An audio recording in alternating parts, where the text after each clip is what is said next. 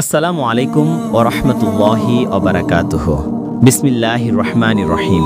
পরম করুণাময় অসীম দয়ালু আল্লাহ তাআলার নামে শুরু করে দিয়েছি, যিনি আমাকে আপনাকে সৃষ্টি করেছেন এবং সমগ্র পৃথিবীর মালিক। বাংলাদেশের ইতিহাসে এমন কিছু মানুষ আছেন যারা ইসলামী রাজনীতিকে জনপ্রিয় করে তুলেছিলেন, কিন্তু সেই জনপ্রিয়তাকে ভয় পেয়ে শাসক গোষ্ঠীরা তাদের উপর চালিয়েছে ভয়াবহ জুলুম নির্যাতন। শেষ পর্যন্ত তারা হয়েছিলেন শহীদ। ফাঁসির মঞ্চে দাঁড়িয়ে আল্লাহর কালিমা উচ্চারণ করে তারা প্রমাণ করেছেন মৃত্যু নয়, বরং ত্যাগই হল জাতির চূড়ান্ত বিজয়। প্রত্যেক জাতির ইতিহাসে এমন কিছু মানুষ থাকেন যারা ব্যক্তিগত স্বার্থকে তুচ্ছ করে নিজেদের জীবন উৎসর্গ করেন একটি মহৎ আদর্শের জন্য।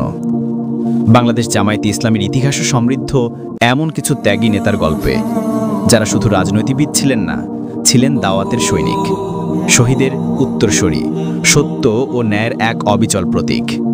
আজ আমরা কথা বলবো তেমন ৫ জন মহাপুরুষের গল্প নিয়ে, যাদের সংগ্রাম, কারাবাস, দোয়া, কান্না আর রক্ত আজও প্রজন্মকে আন্দোলিত করে। চলুন তাহলে আর কথা না বাড়িয়ে শুরু করি। ১. মাওলানা মতিউর রহমান নিজামী। ইসলামী ছাত্র সংঘ থেকে শুরু করে জামায়াতের আমির পর্যন্ত দীর্ঘ রাজনৈতিক ক্যারিয়ার। সংসদের শিক্ষামন্ত্রী ও কৃষিমন্ত্রী ছিলেন, মানুষের সেবা করেছেন। তার জনপ্রিয়তা ও নেতৃত্ব শাসক গোষ্ঠীর জন্য আতঙ্ক হয়ে দাঁড়ায়। শুরু হয় জুলুম নির্যাতনের অধ্যায়, মিথ্যা মামলায় ফাঁসির দীর্ঘ কারাবাস। অবশেষে ২০১৬ সালে ফাঁসিতে ঝুলিয়ে মৃত্যুদণ্ড কার্যকর করা হয়। মৃত্যুর আগে তিনি নির্দ্বিধায় বলেছিলেন, আমি নির্দোষ, ইসলামী আন্দোলনকে ধ্বংস করতে আমাকে হত্যা করা হচ্ছে। তার ত্যাগ ইসলামী রাজনীতির ইতিহাসে অমর হয়ে আছে। ২. আল্লামা দেলাওয়ার হুসাইন সাঈদী। কোরআনের ব্যাখ্যায় লক্ষ লক্ষ মানুষের প্রিয় মুখ, জনপ্রিয়তায় তিনি ছিলেন এক অনন্য। তার তাফসির মাহফিলে মানুষ চোখের পানি ধরে রাখতে পারত না। এই জনপ্রিয়তাকে ভয় পেয়েছিল শাসক গোষ্ঠী। তার বিরুদ্ধে মিথ্যা মামলা সাজানো হয়, বছরের পর বছর কারাগারে আটকে রাখা হয়। পরিবার, সংগঠন, অনুসারীদের উপর চালানো হয় ভয়াবহ জুলুম। জেলখানাতেই কারাবন্দী অবস্থায় হাসপাতালে তার মৃত্যু হয়।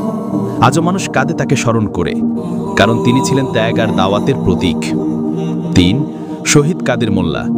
ছাত্র রাজনীতি থেকে উঠে আসা সংগ্রামী নেতা। ইসলামী আন্দোলনের প্রতি তার অটলতা তাকে জনগণের কাছে গ্রহণযোগ্য করে তোলে।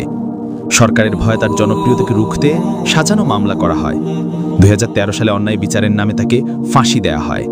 মৃত্যুর মঞ্চেও দাঁড়িয়ে তার শেষ বাক্যটি ছিল, আমাকে শহীদ করা হচ্ছে, কিন্তু ইসলামী আন্দোলনকে দমন করা যাবে না। জুলুম নির্যাতন তাকে ভাঙতে পারেনি, বরং তার শাহাদাতই আন্দোলনকে আরও জনপ্রিয় করেছে। ৪. শহীদ মোহাম্মদ কামারুজ্জামান। ইসলামী ছাত্র শিবির প্রতিষ্ঠায় অগ্রণী ভূমিকা রাখা সাহসী তরুণ। ছাত্র রাজনীতিতে তার ত্যাগ ও অবদান আজও ছাত্র সমাজকে অনুপ্রাণিত করে। তিনি জনগণের আস্থা অর্জন করেছিলেন, ইসলামী রাজনীতিকে তরুণদের মাঝে জনপ্রিয় করেছিলেন। সেই জনপ্রিয়তার কারণে সরকারের চক্ষুশূল হয়ে ওঠেন। ২০১৫ সালে সাজানো বিচারের নামে তাকে ফাঁসিতে ঝুলিয়ে শহীদ করা হয়।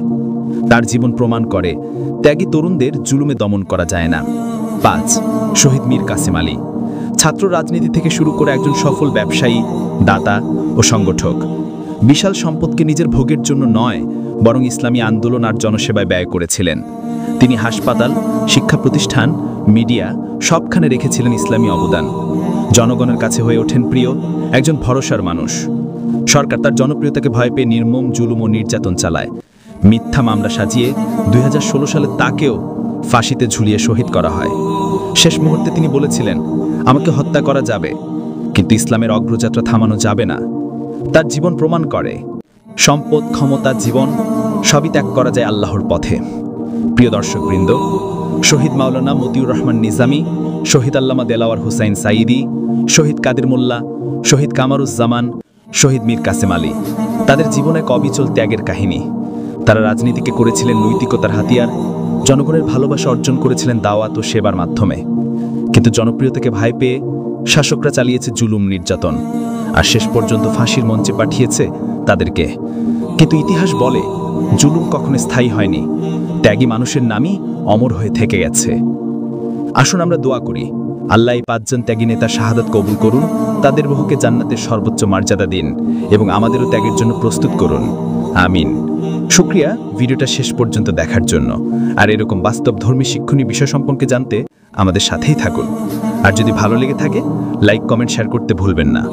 আল্লাহ হাফেজ।